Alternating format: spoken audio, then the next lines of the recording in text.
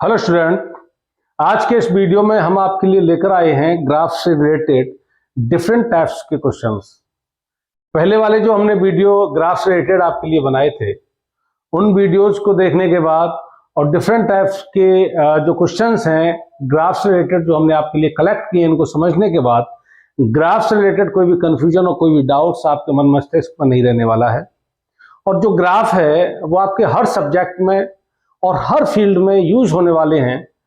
तो इसमें बहुत सारे ग्राफ के सवाल हम कराने जा रहे हैं। तो स्टार्ट करते हैं आज क्वेश्चंस नंबर 1 से।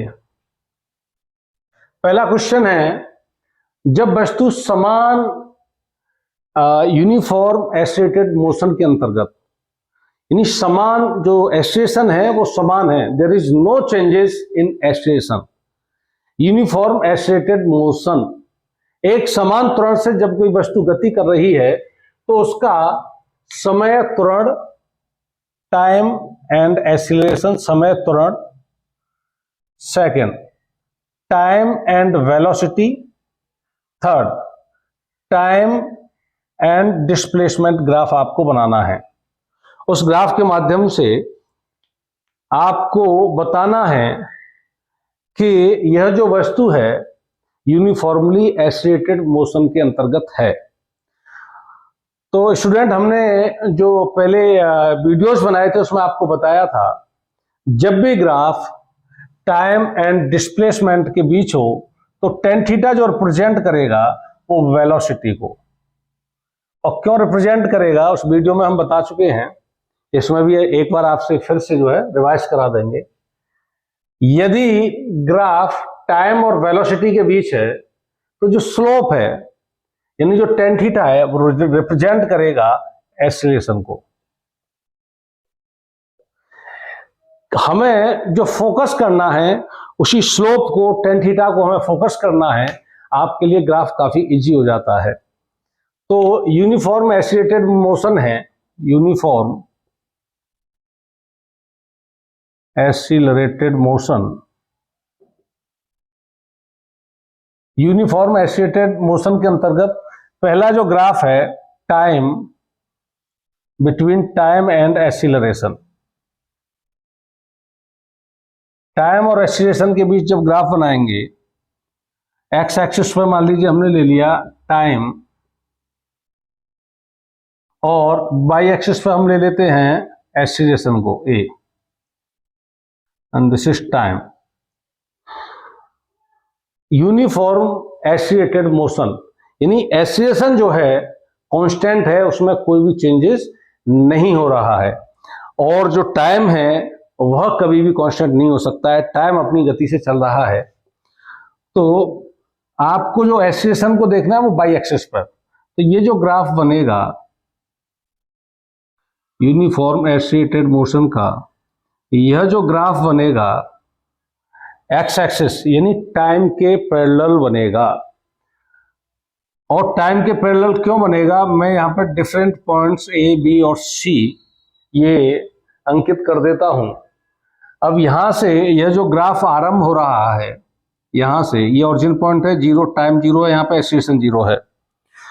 आपको टाइम देखना है तो इस ग्राफ से परपेंडिकुलर टाइम एक्सिस यानी एक्स एक्सिस पर डालेंगे, और आपको एक्सीलरेशन को पता करना है तो इस ग्राफ से परपेंडिकुलर बाई एक्सिस यानी त्वरण वाली जो एक्सिस है उस पर आप डालेंगे। यहां से वस्तु का जो एक्सीलरेशन है जीरो टाइम पर ये रिप्रेजेंट कर रहा है, यानी उसमें एक्सीलरेशन है, जीरो टाइम पर उसमें एक्सीलरेशन है। और मान लीजिए वस्तु गति करती हुई और पॉइंट ए पर आ जाती है। पॉइंट ए पर जब आ जाती है तो इसमें टाइम देखने के लिए एक्स एक्सिस पर हमने परपेंडिकुलर डाला, ये टाइम है। इस टाइम बाद एक्सीलरेशन यदि हम देखते हैं तो बाई एक्सिस पर परपेंडिकुलर डालते हैं, बाई एक्सिस पर परपेंडिकुलर, यानी एक्सीलरेशन जो जीरो टाइम पर था वही एक्सीलरेशन ए पॉइंट पर पहुंचने के बाद, मान लीजिए यहां टाइम t1 हो जाता है, t1 टाइम पर भी एक्सीलरेशन जो है उतना ही है, ये t1 टाइम पर एक्सीलरेशन उतना ही है। बी पॉइंट पर पहुंचते हैं तो बी से परपेंडिकुलर डाला टाइम एक्सिस पर, टाइम यहां मान लीजिए t2 हो जाता है ये टाइम। टाइम यहाँ पे t2 हो जाता है, यानी ये जो पूरा समय यहाँ से यहाँ तक ये टाइम t2 हो जाता है। और B पॉइंट पर टाइम t2 होने के पश्चात एक्सीलरेशन को देखते हैं, तो B पॉइंट से हम बाई एक्सिस पे एक परपेंडिकुलर डालते हैं, एक्सीलरेशन अब भी वही है। इसी तरह से C पॉइंट से हम टाइम देखने के लिए टाइम एक्सिस पे एक परपेंडिकुलर डालते हैं और एक्सीलरेशन देखने के लिए बाई एक्सिस पे एक परपेंडिकुलर डालते हैं, तो एक्सीलरेशन अब भी वही है, जो कि टाइम t1 से t2 एंड t2 से t3, यानी टाइम में इंक्रीमेंट हो रहा है लेकिन एक्सीलरेशन में कोई भी चेंजेस नहीं हो रहा है। यह जो ग्राफ है यूनिफॉर्म एक्सेलरेटेड मोशन को रिप्रेजेंट करता है टाइम एंड एक्सीलरेशन के बीच में। अब दूसरा जो ग्राफ है टाइम एंड वेलोसिटी के बीच में, इसे समझते हैं। टाइम एक्स एक्सिस पर,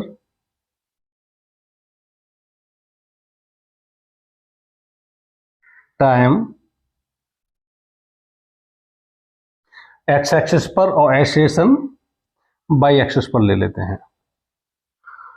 अभी बताया था आपको टाइम और वेलोसिटी के बीच में जब भी ग्राफ दे रखा हो तो जो स्लोप है वह एक्सीलरेशन को रिप्रेजेंट करेगा। और एक्सीलरेशन कैसा है? कांस्टेंट है, तो टेन थीटा भी कांस्टेंट होना चाहिए, यानी स्लोप कांस्टेंट होना चाहिए। टेन थीटा को कांस्टेंट करने के लिए क्या होना चाहिए? थीटा कांस्टेंट होना चाहिए। तो टाइम और एक्सीलरेशन के बीच ग्राफ हो गया। ये वेलोसिटी के, टाइम एंड वेलोसिटी के बीच ग्राफ है। तो टाइम और वेलोसिटी के बीच में जो आप ग्राफ खींचेंगे वो कांस्टेंट थीटा के लिए एक स्ट्रेट एंड इंक्लाइन लाइन आएगी। थीटा यहां जो आप देख रहे हो ओरिजिन पॉइंट पर टाइम जीरो है और वेलोसिटी भी स्टार्टिंग में जीरो है। जीरो टाइम पर जीरो वेलोसिटी से आरंभ कर रही है ये वस्तु चलना। और ये जो थीटा है यहाँ पर यदि हम देखते हैं तो ये जो थीटा है एक्स एक्सिस से ग्राफ का एंगल है। तो एक्स एक्सिस से, यानी एक्स एक्सिस के पैरेलल एक लाइन खींच ली, ये एंगल थीटा। यहाँ मान लीजिए एक्स एक्सिस के पैरेलल एक लाइन खींच ली, ये एंगल थीटा। थीटा कांस्टेंट है। देखिए ये पैरेलल लाइन है, एक इंक्लाइन लाइन इनको इंटरसेक्ट कर रही है, तो ये करस्पॉन्डिंग एंगल है जो इक्वल होंगे। थीटा इक्वल है तो टेन थीटा भी कांस्टेंट रहेगा। एक्सीलरेशन ऐसी स्थिति में कांस्टेंट रहेगा।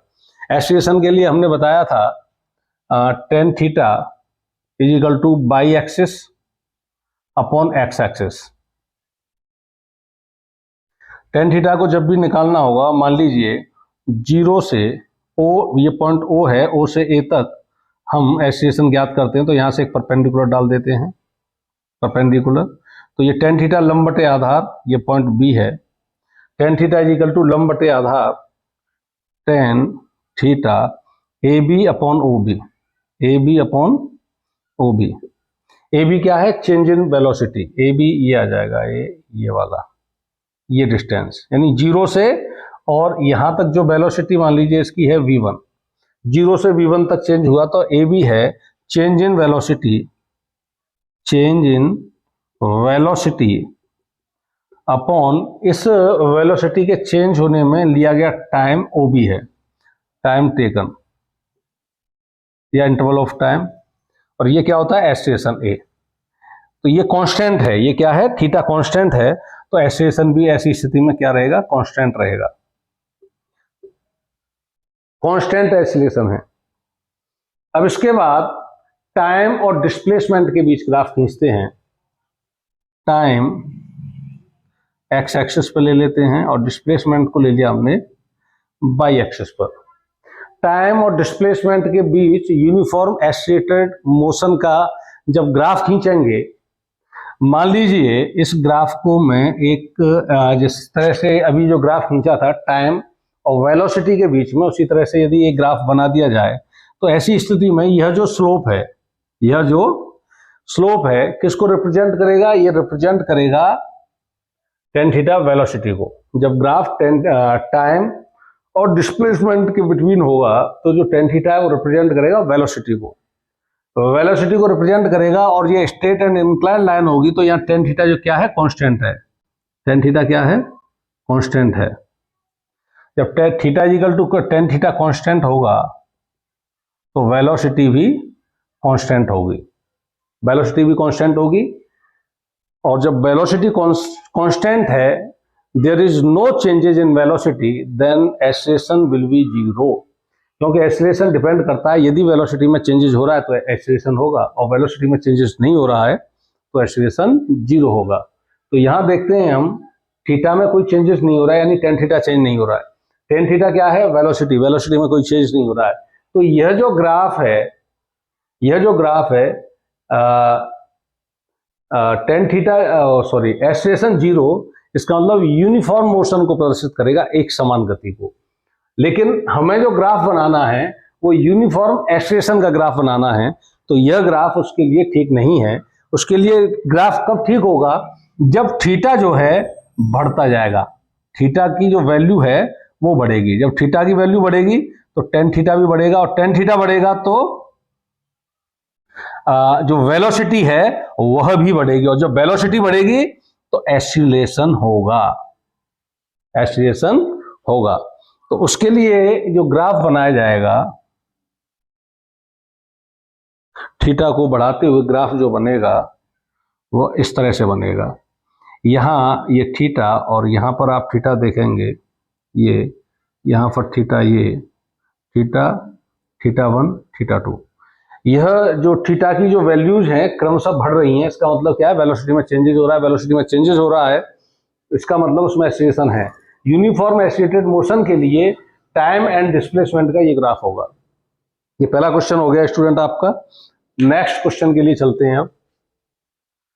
इसे क्वेश्चंस जो हम बोल रहे हैं उससे साथ ही साथ उतारते चलेंगे और ग्राफ बनाते चलेंगे। सेकंड क्वेश्चन पे आते हैं।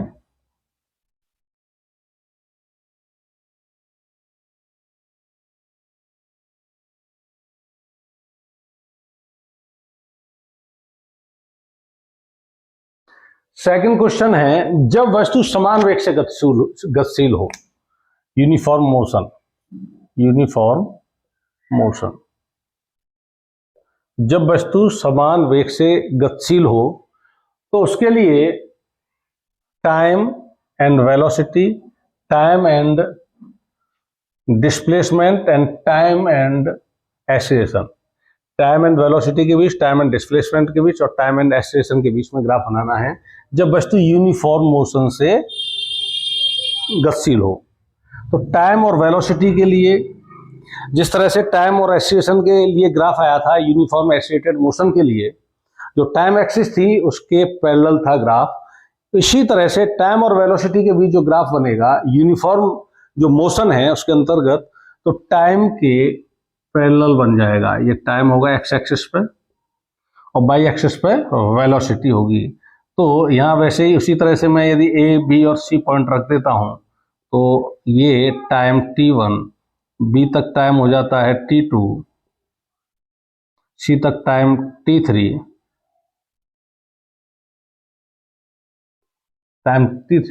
पॉइंट ए पर वेलोसिटी ये है, मान लीजिए इसको v1 वेलोसिटी है, पॉइंट बी पर भी वेलोसिटी वही है, पॉइंट सी पर भी वेलोसिटी वही है, यानी वेलोसिटी में कोई चेंज नहीं हो रहा है। यूनिफॉर्म मोशन के अंतर्गत वस्तु अपनी गति कर रही है। यूनिफॉर्म मोशन के अंतर्गत टाइम और displacement graph, time and displacement graph, time and this is displacement. यह टाइम और डिस्प्लेसमेंट के बीच जब ग्राफ होगा तो बार बार आपको बताया जा रहा है जो टेन थीटा है, जो ग्राफ का स्लोप है, वह वेलोसिटी को रिप्रेजेंट करेगा। तो इसका मतलब क्या है? यूनिफॉर्म वेलोसिटी यानी टेन थीटा यूनिफॉर्म होना चाहिए, टेन थीटा यूनिफॉर्म होना चाहिए, तो कैसी लाइन होगी? Straight and incline line. ये जो स्ट्रेट और इंक्लाइन लाइन है, यह यूनिफॉर्म मोशन को टाइम और डिस्प्लेसमेंट के बीच जो ग्राफ होगा उसको रिप्रेजेंट करेगी। यह जो ग्राफ है टाइम डिस्प्लेसमेंट के बीच यूनिफॉर्म मोशन को रिप्रेजेंट करेगा। यदि मान लीजिए इसी ग्राफ में हमने 3 ग्राफ बना दिए,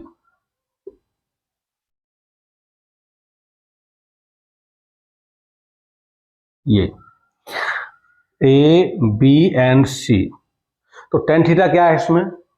ये कौन θ1 है, ये θ2 है एंड दिस इज θ3। इसमें सबसे बड़ा जो एंगल है θ3 है, θ3 से छोटा θ2 है और θ2 से छोटा है θ1। यानी tan θ3 is greater than tan θ2 and is greater than tan θ1। ये हम tan की वैल्यूज जब 0 से 90 की ओर बढ़ते हैं तो इंक्रीज होती हैं, तो थीटा बढ़ेगा तो tan की वैल्यूज भी बढ़ेंगी। और tan जो है टाइम और डिस्प्लेसमेंट के बीच जब ग्राफ होता है, tan θ रिप्रेजेंट करता है वेग को, यानी tan θ3 किसका वेग हो गया, वस्तु c का, तो इसका वेग vc is greater then vv is greater then va। इसका मतलब टाइम डिस्प्लेसमेंट के बीच ग्राफ दे रखा है और थीटा जिस ग्राफ का बड़ा है उसकी वेलोसिटी अधिक होगी, लेकिन सभी ग्राफ में जो वेलोसिटी है वो यूनिफॉर्म रहेगी, क्योंकि इस ग्राफ को लेते हैं, इसके लिए भी थीटा कांस्टेंट है, इसके लिए भी और इसके लिए भी। तो कोई सा भी ग्राफ टाइम डिस्प्लेसमेंट के बीच में जब यूनिफॉर्म मोशन का ग्राफ खींचना है तो आप केवल स्ट्रेट और इंक्लाइन लाइन यानी थीटा कांस्टेंट रखते हुए कोई भी लाइन खींच देंगे, वो यूनिफॉर्म मोशन को रिप्रेजेंट करेगा। थर्ड है time and acceleration. Time x axis पर ले लेते हैं और एक्सीलरेशन को ले लेते हैं हम बाई एक्सिस पर। यूनिफॉर्म मोशन है, इसका मतलब एक्सीलरेशन है ही नहीं। यूनिफॉर्म मोशन है, वेलोसिटी में कोई चेंज हो ही नहीं रहा है, एक्सीलरेशन कितना है, 0 है। अब इस पर बाई एक्सिस की ओर आप जब भी चलोगे तो एक्सीलरेशन कुछ ना कुछ एक्सीलरेशन मिलेगा आपको, लेकिन एक्स एक्सिस पर आपको एक्सीलरेशन प्राप्त नहीं होगा। एक्स एक्सिस पर किसी भी जगह आप चले जाइए एक्सीलरेशन 0 ही होगा। तो इसके लिए जो ग्राफ हो सकता है वो एक्स एक्सिस पर ये ग्राफ बन गया, इसके लिए ये ग्राफ एक्स एक्सिस पे। यहाँ टाइम तो इंक्रीज हो रहा है t1 t2 t3 t4, लेकिन एक्सीलरेशन 0 है। ये दूसरा क्वेश्चन हो गया आपका। अब आगे बढ़ते हैं, 4 ग्राफ दे रखे हैं।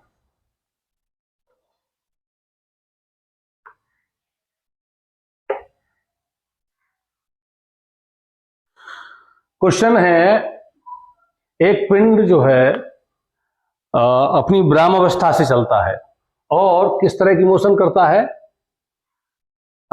यूनिफॉर्म एक्सीलरेटेड मोशन करता है। तो वेग और विस्थापन इसके बीच, वेलोसिटी एंड डिस्प्लेसमेंट के बीच ग्राफ क्या होगा।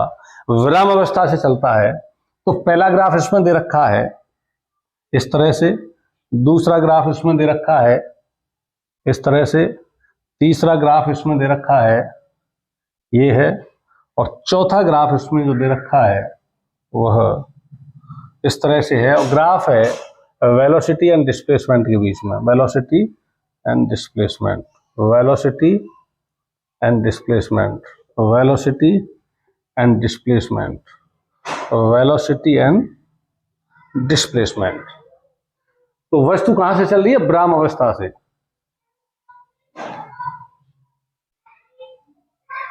और वस्तु प्रारंभ में क्या है, स्थिर है, यानी उसकी कोई भी वेलोसिटी नहीं है, उसकी स्टार्टिंग में जो वेलोसिटी है वो 0 है। अब इस ग्राफ को यदि हम देखते हैं तो यहां देखिए स्टार्टिंग में यानी डिस्प्लेसमेंट यहां पर 0 है, लेकिन वेलोसिटी इसमें है। वेलोसिटी जो है ये वेलोसिटी है इसकी, जो इनिशियल वेलोसिटी, आरंभिक जो वेलोसिटी है। और वस्तु कहां से चल रही है, विराम अवस्था से। और वस्तु आरंभ में स्थिर है, उसका जो इनिशियल वेलोसिटी है वो 0 है, जबकि इसमें इनिशियल वेलोसिटी दे रखी है, तो ये ग्राफ नहीं हो सकता है। सेकंड ग्राफ, जैसे जैसे आप पॉइंट ए पर देखिए डिस्प्लेसमेंट ये है, ठीक है ना, वेलोसिटी इंक्रीज हो रही है और फिर थोड़े समय बाद वेलोसिटी जो है, अब आएंगे इस तरह से, इस तरह से वेलोसिटी, ये जो ग्राफ है डिस्प्लेसमेंट और वेलोसिटी के बीच का ग्राफ डिस्प्लेसमेंट के लगभग पैरेलल हो गया है। यानी ये जो वेलोसिटी है स्टार्टिंग में तो इंक्रीज हो रही है, लेकिन बाद में लगभग स्थिर हो रही है। यदि मैं इस जगह की बात करूं, ये जो भाग है इसका, तो वेलोसिटी यहाँ पर इस पॉइंट पर और इस पॉइंट पर लीजिए तो लगभग वही आएगी वेलोसिटी। यहाँ तो यूनिफॉर्म मोशन इसकी हो सकती है वेलोसिटी की, लेकिन यहाँ पर वेलोसिटी इंक्रीज हो रही है और हमें जो ग्राफ बनाना है वो स्थिर त्वरण से गति करता है। तो यहाँ जो स्थिर त्वरण है वो कंडीशन फॉलो नहीं हो रही है, यहाँ एक्सीलरेशन लगभग 0 हो जाएगा, यहाँ पर एक्सीलरेशन है। और इसमें भी जो ग्राफ है आपको बनाना है वेग का विस्थापन के साथ परिवर्तन, ठीक है। तो यहां पर जो विस्थापन हो रहा है विस्थापन और वेग के जो बीच ग्राफ है ये विस्थापन के पैरेलल हो रहा है, यानी विस्थापन बढ़ेगा लेकिन वेलोसिटी जो है कांस्टेंट रहेगी। तो यहाँ एक्सीलरेशन 0 हो रहा है, यहाँ विस्थापन के साथ साथ वेलोसिटी बढ़ रही है, तो यहाँ तो एक्सीलरेशन है और यहाँ एक्सीलरेशन 0 हो रहा है, यानी स्थिर त्वरण से गति नहीं कर रही है ये वस्तु। इसके बाद है डिस्प्लेसमेंट और वेलोसिटी के बीच इस ग्राफ को आप देखते हैं। यहाँ आरंभ में थीटा छोटा है, थीटा जो है बड़ा हो रहा है, यानी एक्सीलरेशन बढ़ रहा है ये कह सकते हैं। और जब इस पॉइंट से लेकर इस पॉइंट की हम बात करेंगे तो देखिए ये इसी पॉइंट पर वेलोसिटी एकदम से इंक्रीज हो रही है, वेलोसिटी एकदम से इंक्रीज हो रही है, तो यहाँ पर एक्सीलरेशन बहुत अधिक हो जाएगा। स्टार्टिंग में एक्सीलरेशन कम है, थीटा में जो चेंजेस है वो काफ़ी कम है, तो 10 और यहाँ इस पॉइंट के बीच आएंगे तो वेलोसिटी एकदम से बढ़ रही है, तो यूनिफॉर्म एक्सीलरेशन नहीं हो सकता है। लेकिन यहाँ इस ग्राफ को जब हम देखते हैं तो डिस्प्लेसमेंट जिस तरह से बढ़ रहा है उसी तरह से वेलोसिटी बढ़ रही है, यानी डिस्प्लेसमेंट वेलोसिटी के अनुक्रमानुपाती है। तो यह जो ग्राफ है यह यूनिफॉर्म एक्सीलरेशन का ग्राफ है। ये तीनों ग्राफ यूनिफॉर्म एक्सीलरेशन के नहीं हो सकते हैं। चौथा क्वेश्चन,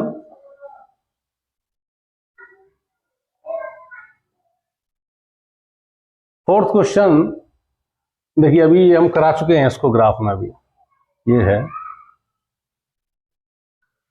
फोर्थ क्वेश्चन है किस कार का त्वरण अधिक है, और जो दे रखा है आपको ग्राफ टाइम और वेलोसिटी के बीच दे रखा है। टाइम वेलोसिटी के बीच जब भी ग्राफ दिया जाएगा, टाइम और वेलोसिटी के बीच जब भी ग्राफ दिया जाएगा तो जो स्लोप है टेन थीटा है, किसको रिप्रेजेंट करेगा, एक्सीलरेशन को। तो इसका ये जो थीटा है, थीटा 1 मान लेते हैं, इसको मान लेते हैं थीटा 2। ये कार ए है, ये कार बी मान लेते हैं।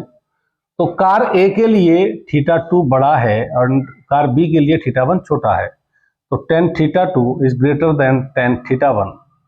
तो कार ए के लिए जो त्वरण है, कार ए का स्लोप अधिक है, तो कार ए का त्वरण कार बी के त्वरण से अधिक होगा। और यही ग्राफ टाइम और डिस्प्लेसमेंट के बीच दे रखा होता है, और वेलोसिटी किसकी अधिक है पूछा जाता है, तो सेम कंडीशन इसी तरह से इसको करते हैं। क्वेश्चन 5, पांचवा क्वेश्चन, ये टाइम दे रखा है इस एक्स एक्सिस पर और बाई एक्सिस पर डिस्प्लेसमेंट दे रखा है और ग्राफ इस तरह से दे रखा है। ऐसे पूछा जा रहा है कि क्या यह ग्राफ पॉसिबल हो सकता है। यह ग्राफ पॉसिबल नहीं हो सकता है, क्योंकि यहाँ आप देखेंगे, यहाँ जो टाइम है उस टाइम पर जो वस्तु की स्थिति है, विस्थापन देखिए, इस टाइम पर देखेंगे विस्थापन भिन्न भिन्न आ रहे हैं। एक ही समय पर कोई भी वस्तु भिन्न भिन्न स्थितियों में नहीं हो सकती है, so it is not possible.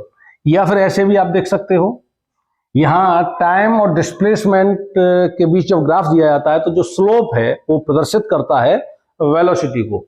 तो यहाँ जो स्लोप है ग्राफ का और एक्स एक्सिस के बीच, टाइम जो एक्सिस है उसके बीच 90 है, और 10 90 इक्वल टू इन्फिनिटी, और 10 थीटा किसको रिप्रेजेंट करेगा, वेलोसिटी को। कोई वस्तु उसकी वेलोसिटी अनंत नहीं हो सकती है, तो ये जो ग्राफ है पॉसिबल नहीं है।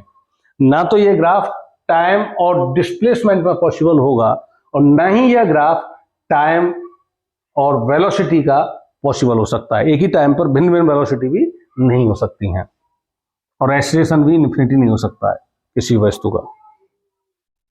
अब इसके बाद क्वेश्चन नंबर 6 है, गेंद को ऊपर फेंका जाता है और फिर धरती पर लौट आती है, यानी वर्टिकली मोशन है, वर्टिकली अपवर्ड उसको थ्रो किया जा रहा है, और एक मैक्सिमम हाइट तक पहुंचने के बाद फिर वह नीचे की ओर मोशन कर रही है। तो उसका ग्राफ किस तरह से बनेगा, देखिए उसका ग्राफ बनाना है आपको टाइम और डिस्प्लेसमेंट के बीच, समय और विस्थापन के बीच उसका ग्राफ बनाना है। टाइम एक्स एक्सिस पे लिया हमने और विस्थापन ले लिया हमने बाई एक्सिस पर।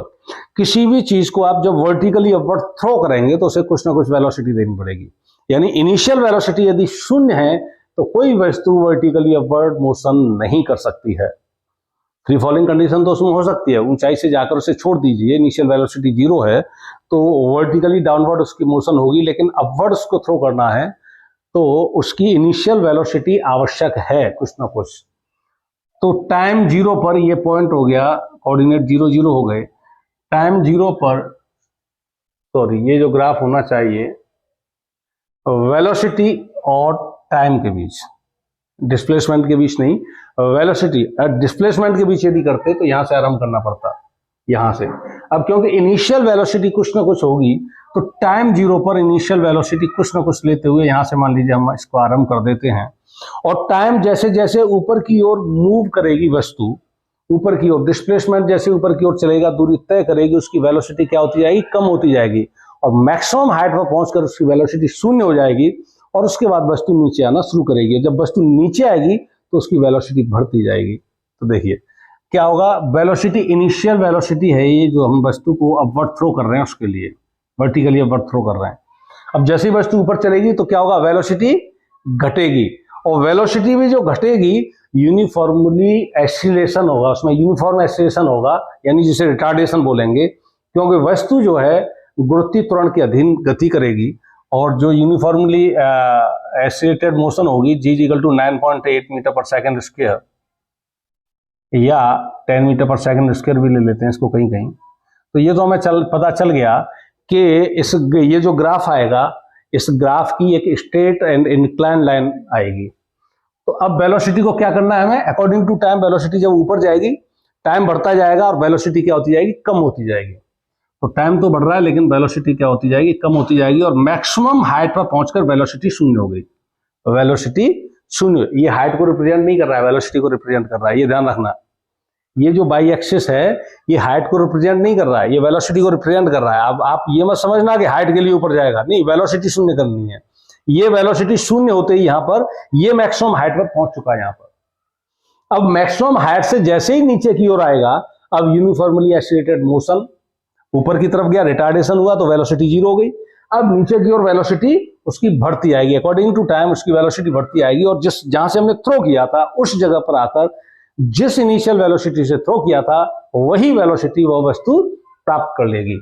तो मैं इसको डॉट डॉट करके ऐसे मिला देता हूं, यानी ग्राफ को हमें यहां तक दिखाना नहीं पड़ेगा, ये इस तरह से।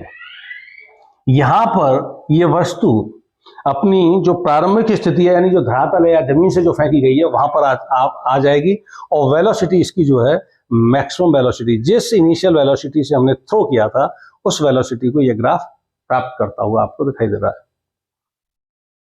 नेक्स्ट क्वेश्चन कौन सा है, 7वां। चलिए नेक्स्ट क्वेश्चन देखते हैं। 7वां क्वेश्चन है, एक ग्राफ दे रखा है,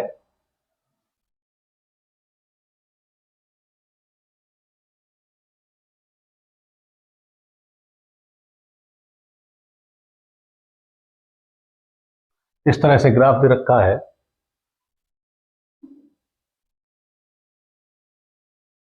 टाइम और वेलोसिटी के बीच, टाइम एंड वेलोसिटी के बीच इसमें पॉइंट दे रखे हैं O, A, B and C point दे रखे हैं इसमें।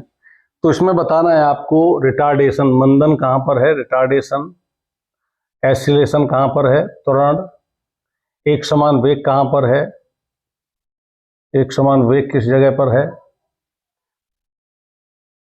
और वेग पॉजिटिव कहां पर है, नेगेटिव कहां पर है, वेग पॉजिटिव एंड वेग वेलोसिटी नेगेटिव कहां पर है।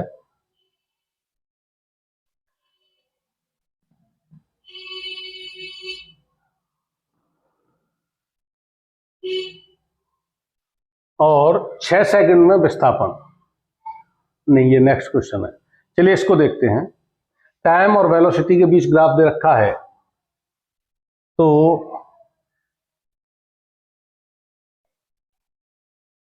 चलिए कुछ भी सही, टाइम डिस्प्लेसमेंट के बीच होता तो उस तरह से देखते हैं। अब टाइम वेलोसिटी के बीच में ग्राफ बना लिया है तो टाइम वेलोसिटी का देखते हैं।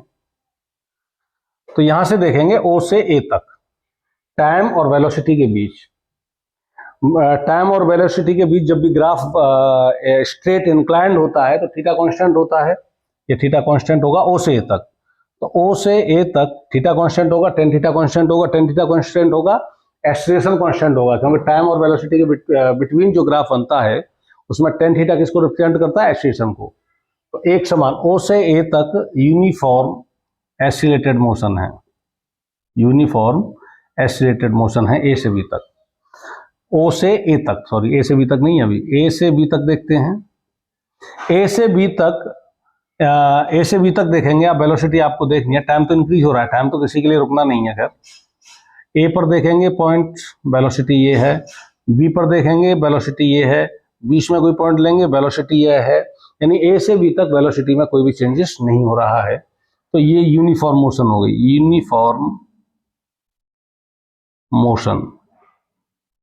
एक्सीलरेशन इसमें 0 है।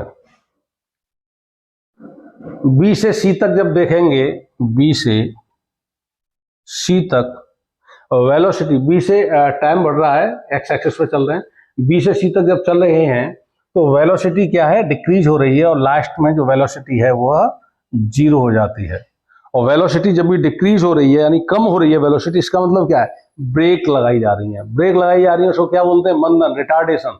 और उस समय एक्सीलरेशन को क्या लेते हैं? नेगेटिव लेते हैं।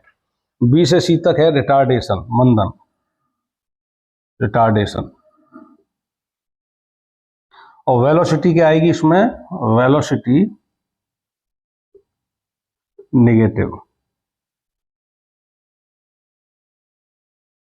ओ से तक वेलोसिटी क्या आएगी?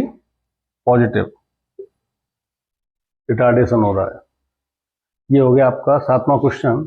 अब 8वें क्वेश्चन की ओर बढ़ते हैं।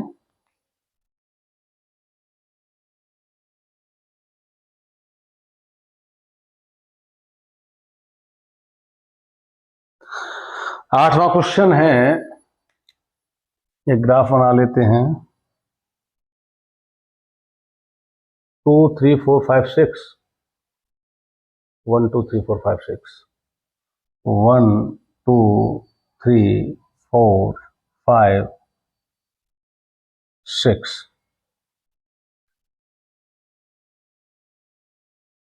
2 and 4, 2 and 4, 2 and 4। ग्राफ जो बन रहा है 2 4 2 4, 1 2 3 4 5 और 6।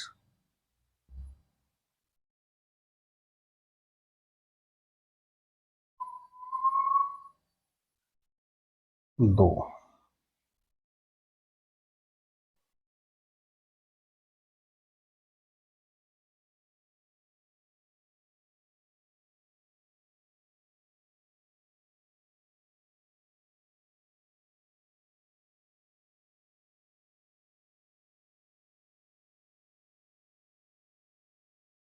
ये ग्राफ है टाइम और वेलोसिटी के बीच, टाइम एंड वेलोसिटी के बीच। वेलोसिटी मीटर पर सेकंड में बाई एक्सिस पर दे रखी है, और टाइम जो है सेकंड में एक्स एक्सिस पर दे रखा है। इसमें पूछा जा रहा है 6वें सेकंड में विस्थापन और दूरी, यानी 0 से लेकर 6 सेकंड तक ये ग्राफ दे रखा है।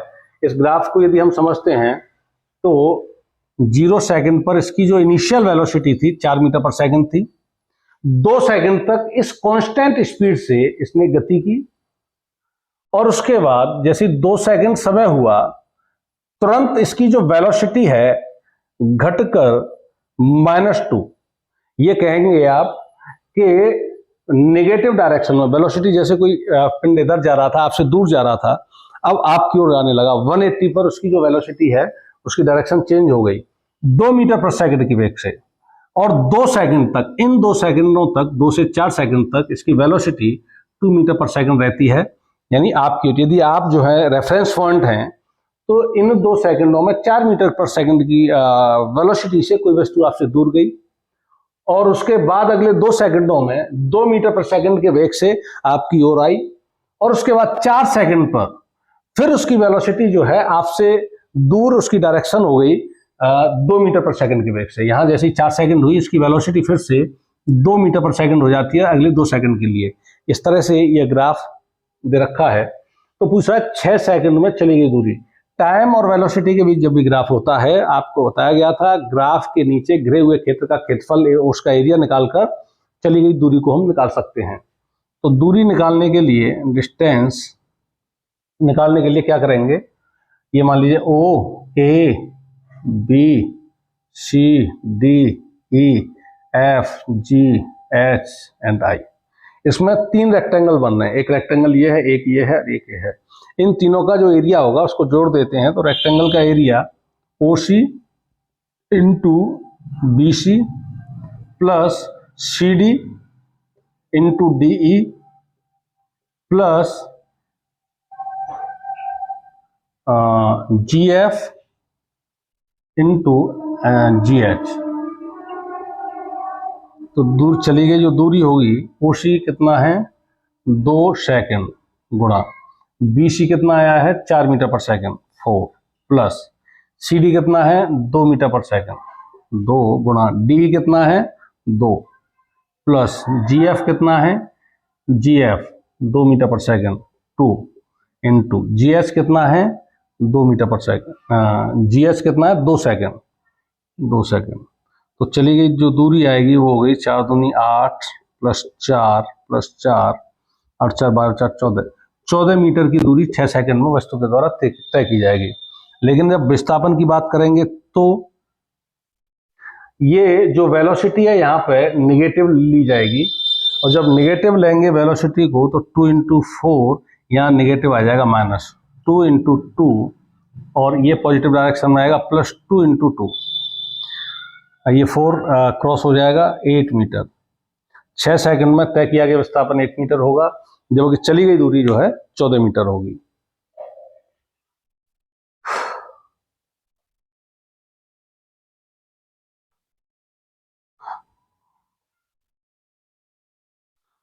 स्टूडेंट आगे के लिए रिलेटिव मोशन के ग्राफ हैं वो और बताएंगे अभी इसी वीडियो में।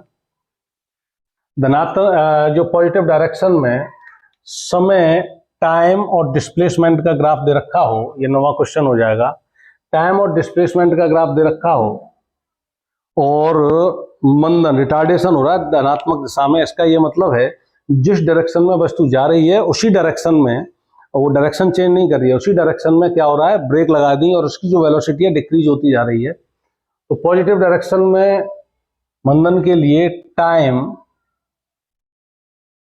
और डिस्प्लेसमेंट का जो ग्राफ आएगा वो इस तरह से आएगा, रिटार्डेशन का पॉजिटिव डायरेक्शन में, यानी टाइम बढ़ने के साथ साथ डिस्प्लेसमेंट, देखिए यहाँ टाइम के साथ डिस्प्लेसमेंट लगभग यहाँ तक यदि हम देखें तो लगभग यहाँ तक यदि देखते हैं हम तो लगभग एक इंक्लाइंड और स्ट्रेट लाइन आपको दिखाई दे रही है, यानी टाइम के साथ इंटरवल ऑफ टाइम के साथ जो कवर डिस्टेंस की जा रही है वो लगभग सेम है।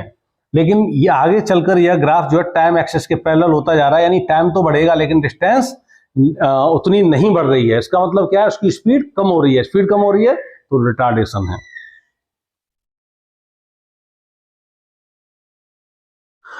नौ क्वेश्चन हो चुके हैं, अभी काफी और हैं।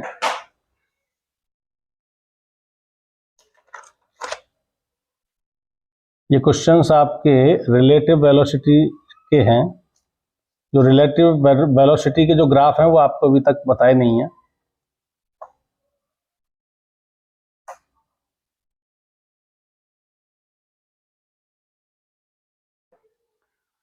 अब रिलेटिव वेलोसिटी,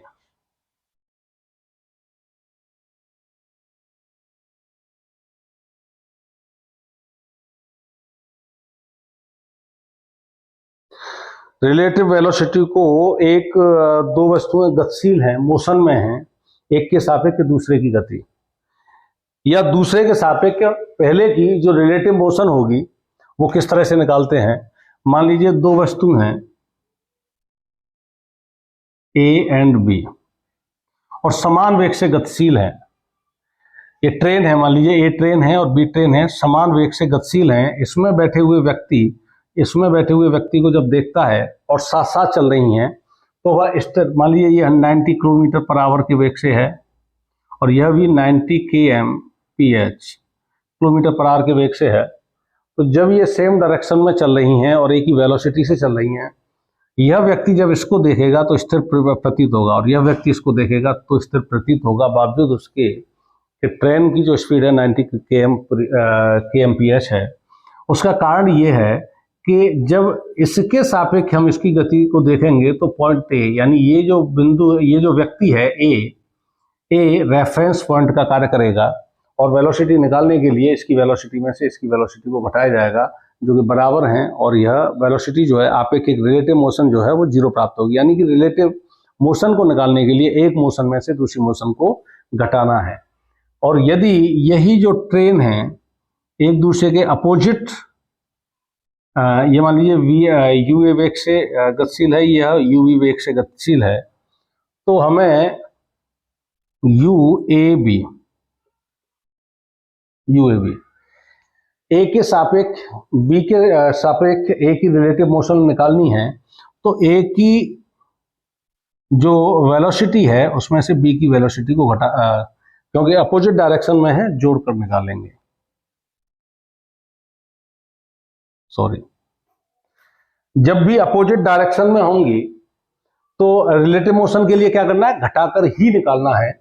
अब इसमें से किसी भी एक वेलोसिटी को, क्योंकि वेलोसिटी जो है वेलोसिटी वेक्टर क्वांटिटी है, और वेक्टर क्वांटिटी में जैसी डायरेक्शन 180 पर घूम जाती है, अपोजिट हो जाती है, तो उस वेक्टर का जो साइन है वह नेगेटिव हो जाता है।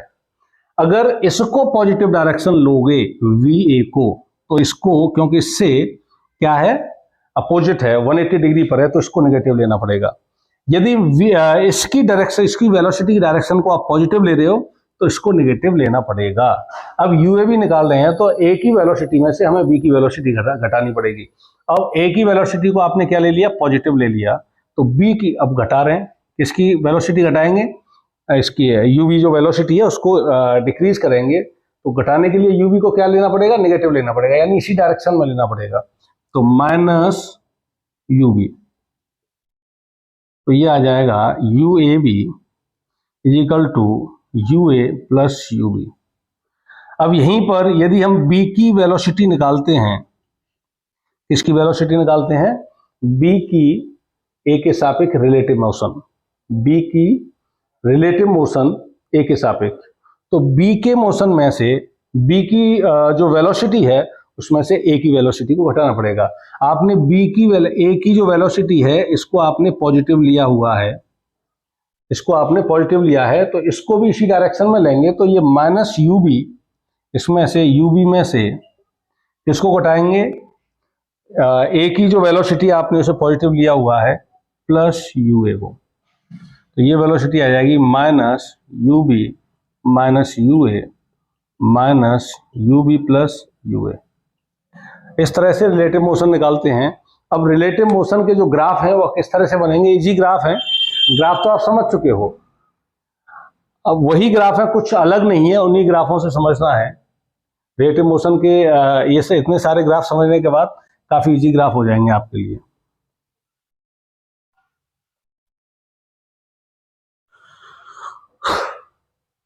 तो सबसे पहले है ये देखिए, इस तरह से है, इसमें दो वस्तुएं हैं, एक v2 वेग से गतिमान है, एक v1 वेग से गतिमान है, और दोनों की जो वेलोसिटी है वो सेम है। अब वेलोसिटी घटाएंगे तो 0 आएगा जब सेम है, तो दोनों की वेलोसिटी जो है सेम है, और ये जो दो वस्तुएं चल रही हैं एक निश्चित दूरी पर हैं, एक साथ नहीं चल रही हैं, दोनों वस्तुएं निश्चित दूरी पर हैं, तो इसके लिए टाइम और डिस्प्लेसमेंट का जो ग्राफ आएगा, अब इनके बीच जो निश्चित दूरी करोगे, निश्चित दूरी में ये बनानी हमने, ये x1 है, ये x2 है, जीरो टाइम पर, ये 0 0 हो गया ऑरिजिन पॉइंट, जीरो टाइम पर ये जो वस्तु थी x1 दूरी पर थी, ये x2 दूरी पर थी यहां से, तो इनके बीच की जो दूरी है वो x2 माइनस x1 है, ये दूरी x2 में से x1 को घटा के निकाला है हमने। जब ये एक ही वेलोसिटी से, जब सेम वेलोसिटी से और कुछ अंतराल पर, कुछ दूरी पर जब ये मोशन करेंगी, तो इनकी जो रिलेटिव जो मोशन होगी वह क्या होगी जब एक ही डायरेक्शन में गति कर रही है। ये भी वस्तु इसी डायरेक्शन में है और यह भी वस्तु इसी डायरेक्शन में गति कर रही है।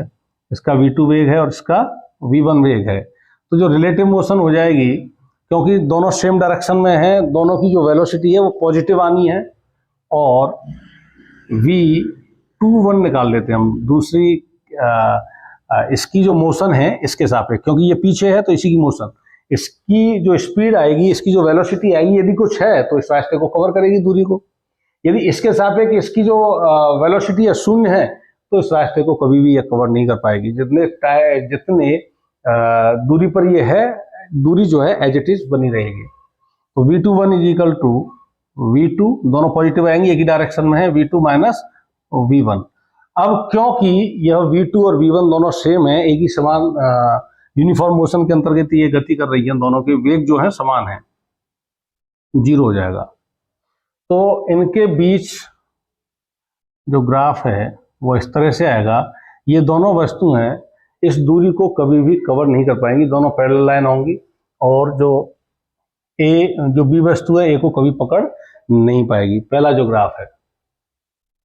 सेकंड जो ग्राफ है वो इस तरह से है, ये वस्तु ए है, यह बी है। मान लीजिए वी बी,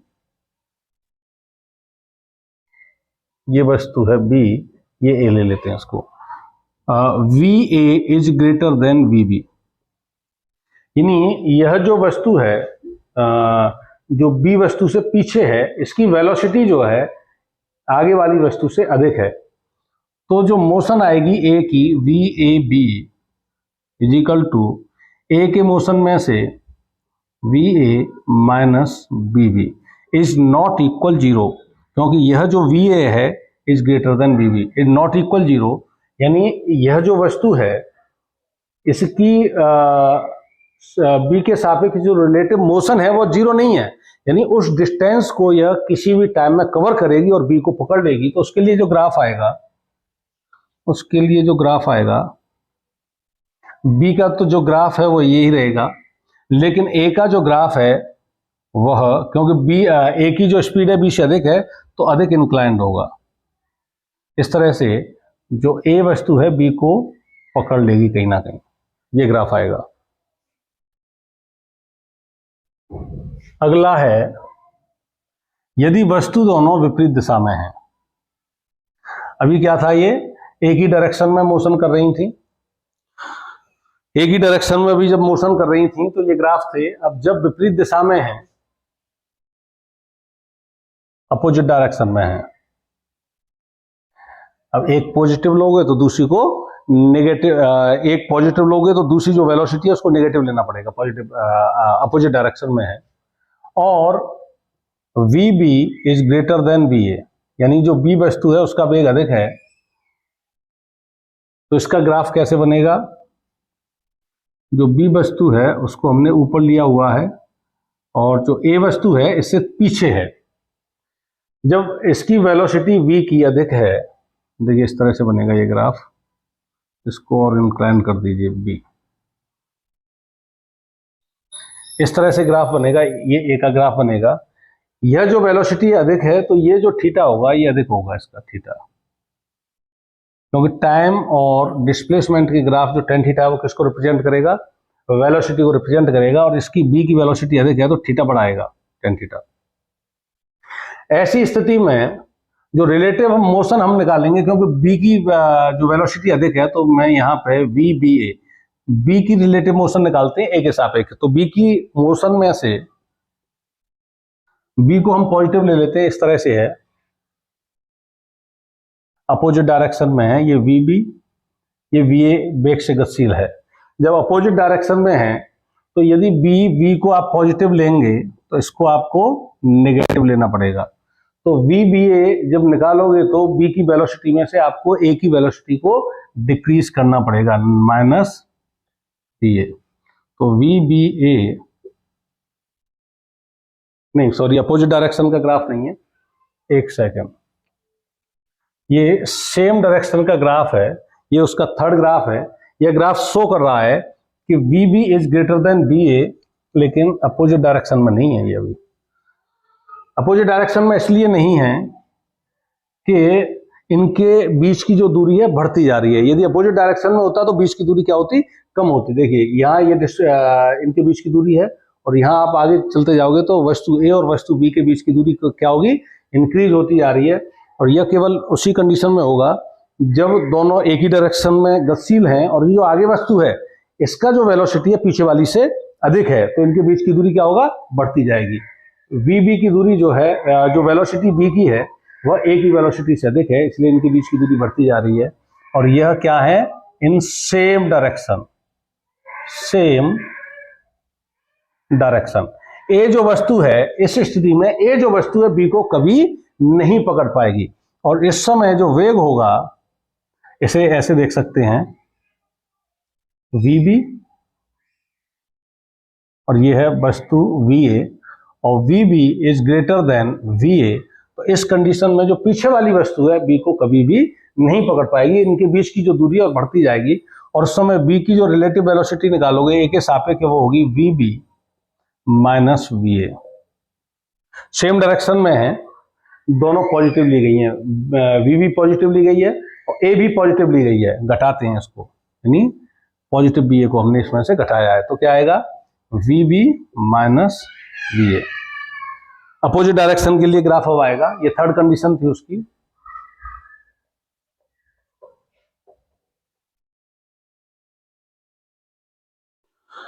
अब ये दोनों वस्तुएं अपोजिट डायरेक्शन से वी ए और वी बी वेग से गतिमान है। उस स्थिति में क्या होना है, इनके बीच का कुछ ना कुछ डिस्प्लेसमेंट है, टाइम टी है। ये वस्तु मान लीजिए ए वस्तु यहां पर है x1 पर और बी वस्तु है x2 पर। ये दोनों एक दूसरे की तरफ आ रही हैं। पहले तो इनकी रिलेटिव जब वेलोसिटी निकालोगे वी ए बी, मान लीजिए ए का वेग अधिक है, हमने मान लिया, और वेग क्या लिया, अधिक लिया है वी बी का वेग अधिक है, B V is greater than V A. इस वस्तु का वेग अधिक है तो हम वी बी ए जो निकालेंगे, बी की रिलेटिव मोशन ए के सापेक्ष वी बी के वेग में से। अब इसमें एक को पॉजिटिव लेंगे तो एक को नेगेटिव लेंगे। मान लीजिए ये हमने पॉजिटिव डायरेक्शन में ले लिया तो इसको हमें नेगेटिव डायरेक्शन में लेना पड़ेगा। तो वी बी आएगा we B minus V A.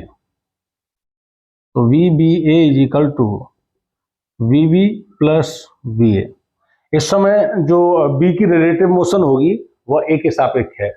यदि ए की रिलेटिव मोशन आपको निकालनी है बी के सापेक्ष, तो वी ए किस में लिया आपने, नेगेटिव में, minus we A minus V B को किस में लिया आपने, पॉजिटिव में, प्लस वी बी को घटा देंगे इसमें से, तो minus we A plus V B.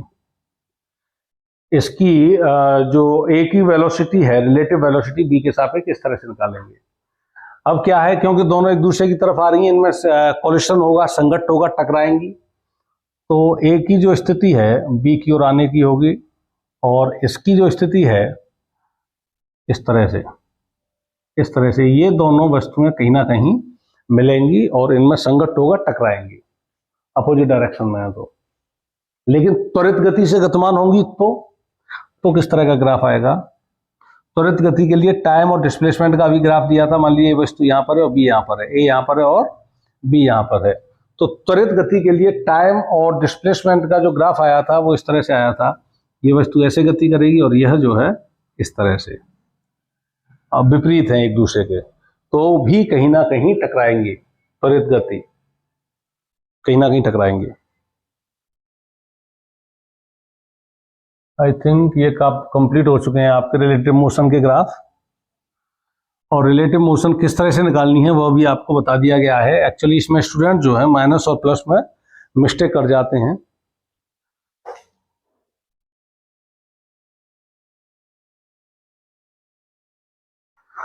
इसमें कुछ क्वेश्चंस हैं स्टूडेंट, वो आपको बताने जा रहे हैं। अब ग्राफ तो अभी और भी हैं, ग्राफ अभी और भी हैं 54। चलिए ग्राफ छोड़ देते हैं, क्वेश्चन बता देते हैं आपको, काफी लेंदी हो जाएगा ग्राफ। अगले फिर कभी जब आपकी क्लास लेंगे तो उसमें और बता देंगे ग्राफ के बारे में।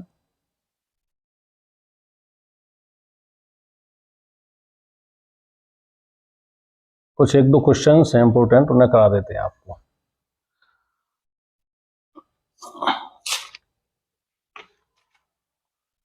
क्वेश्चन है, यदि कभी भी समीकरण विस्थापन और टाइम के बीच दे रखा हो, समीकरण x equal to A T square minus T Q, इस तरह से समीकरण दे रखा है और कह रहा है इसकी अधिकतम चाल जब कण की जो है मैक्सिमम स्पीड है तब उसकी स्थिति, ये x जो है स्थिति को रिप्रेजेंट कर रहा है, t टाइम को रिप्रेजेंट कर रहा है, और उसकी स्थिति और टाइम के बीच ग्राफ दे रखा है, या फिर कह सकते हैं डिस्प्लेसमेंट और टाइम के बीच ग्राफ दे रखा है। तो इसकी जो है मैक्सिमम स्पीड की जब होगी उस समय कण की स्थिति x क्या होगी। तो जब विस्थापन दे रखा है, विस्थापन और टाइम में समीकरण दे रखा है और आपको पहले वेलोसिटी यानी उसकी चाल निकालनी है, तो डिस्प्लेसमेंट का टाइम के सापेक्ष डिफरेंशिएशन कर आप वेलोसिटी निकाल सकते हो। इसका x का d oblique D T time के सापेक्ष हमने क्या कर दिया, डिफरेंशिएशन कर दिया। टाइम के सापेक्ष इसका डिफरेंशिएशन करेंगे, d oblique D T A T square minus d oblique D T of T Q. Differentiation थोड़ा सा बता देते हैं यहाँ, यदि आपने नहीं पढ़ा है तो d upon D x x की पावर n, एक्स की पावर n का जब x के सापेक्ष डिफरेंशिएशन करते हैं तो ये आता है n एक्स की पावर n माइनस 1। जैसे मान लिया d oblique D x of x की पावर 5, तो पावर आगे आ जाती है 5x और x की पावर क्या हो जाता है, 1 कम हो जाती है 4। तो जब इसका और d oblique D x of x करेंगे तो पावर कितनी है, 1 आगे आ जाएगा और x की पावर क्या आ जाएगी, 0, कितना हो जाएगा 1। x का x के सापेक्ष डिफरेंशिएशन 1 होगा या t का t के सापेक्ष डिफरेंशिएशन 1 होगा। ये हो गया आपका dx बटे dt। क्या हो गया, विस्थापन बटे समयांतर, क्या हो जाता है velocity v is equal to d oblique dt, एक कांस्टेंट है ये बाहर आ जाएगा, और टी स्क्वायर का है, इस आधार से जब डिफरेंशिएशन करेंगे तो 2t आ जाएगा, माइनस टी क्यू का करेंगे तो 3t स्क्वायर आ जाएगा। dx बटे dt क्या हो गया, वेग हो गया, विस्थापन बटे समयांतर। अब अधिकतम चाल के लिए जब भी आप फिजिक्स में न्यूमेरिकल्स करेंगे, अधिकतम चाल या अधिकतम कहना चाहिए इंटेंसिटी ऑफ इलेक्ट्रिक फील्ड या अधिकतम मैक्सिमम जो है इलेक्ट्रोस्टैटिक फोर्स की बात करेंगे, तो उसका डिफरेंशिएशन करके 0 कर देते हैं। तो इस वेलोसिटी का डिफरेंशिएशन किसके सापेक्ष करेंगे, टी के सापेक्ष, dv oblique dt, d oblique dt of A बाहर आ गया 2t minus d oblique dt of 3t square, differentiation क्या कर देते हैं, 0 कर देते हैं। तो d ओब्लिक dt एस्सेशन को क्या कर दिया, 0 कर दिया, तो a बाहर आ गया, 2t का डिफरेंशिएशन क्या हो जाएगा 2 माइनस 3t स्क्वायर का डिफरेंशिएशन हो जाएगा 6t इक्वल टू 0। तो यहां से हम जो है t की वैल्यू पता कर लेते हैं, तो 6t इक्वल टू 2a और t इक्वल टू a/3, यानी मैक्सिमम जो स्पीड होगी t इक्वल टू a/3 पर होगी। इस समय पर हमको मैक्सिमम स्पीड प्राप्त होगी, और इस मैक्सिमम स्पीड पर क्या पूछ रहा है, कण की स्थिति क्या होगी। तो t की यह जो वैल्यू है a/3, इस इक्वेशन पर रखकर कण की स्थिति को हम निकाल सकते हैं।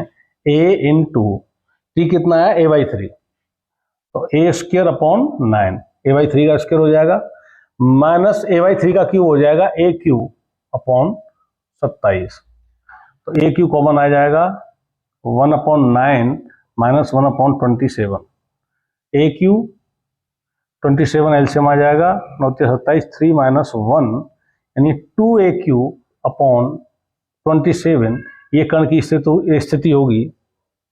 मैक्सिमम जिस समय जो है मैक्सिमम स्पीड होगी उस समय कण की स्थिति x equal to 2a cube upon 27 होगी। यदि यहाँ a न देकर कोई भी न्यूमेरिकल वैल्यूज दे रखी होती तो आपको वह संख्या, वह जो स्थिति है मीटर में आपको प्राप्त हो जाती। इस तरह के कोई भी क्वेश्चंस होंगे, ये जो दे रखा है इक्वेशन टाइम में और डिस्प्लेसमेंट में जब भी दे रखा होगा, वेलोसिटी पूछी जाएगी तो टाइम के सापेक्ष उसका डिफरेंशिएशन कर देंगे, और जब भी एस्टिमेशन पूछा जा रहा है तो फिर वेलोसिटी का टाइम के सापेक्ष डिफरेंशिएशन करके एस्टिमेशन भी निकाल सकते हैं। और पूछा जा रहा है t बराबर 2 सेकंड पर, तो t की वैल्यू रख दीजिए। इस तरह के जितने भी सवाल होंगे वो इसी तरह से करेंगे।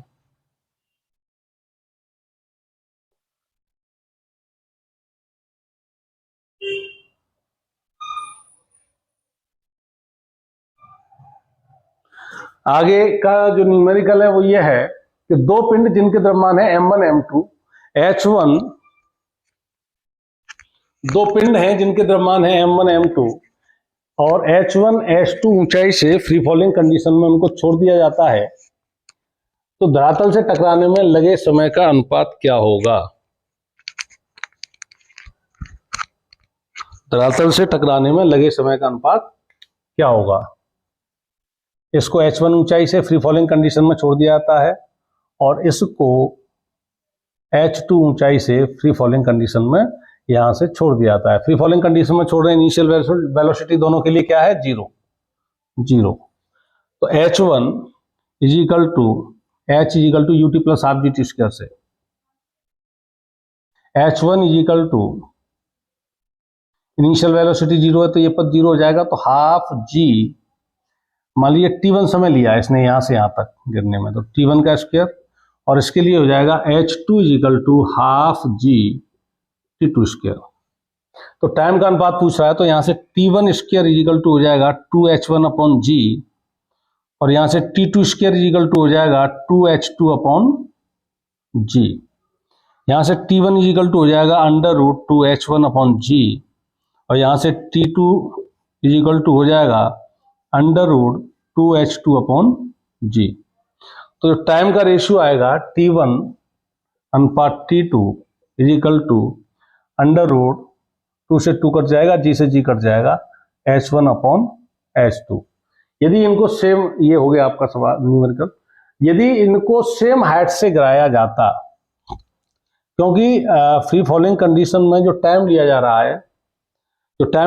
है वो पिंड के जो मास है उसका द्रव्यमान है उस पर डिपेंड नहीं कर रहा है।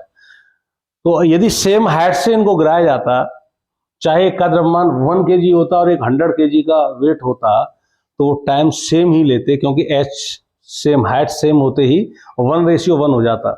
तो time T1 T2 same time ही उनके द्वारा लिया जाता। अब स्टूडेंट ये चलना भी बंद हो गया है तो वीडियो को यहीं रोक देते हैं। अगले वीडियो में काफ़ी क्वेश्चंस रह गए, आगे के फिर कभी नेक्स्ट वीडियो में देखेंगे। ओके, आज के लिए इतना ही काफ़ी है।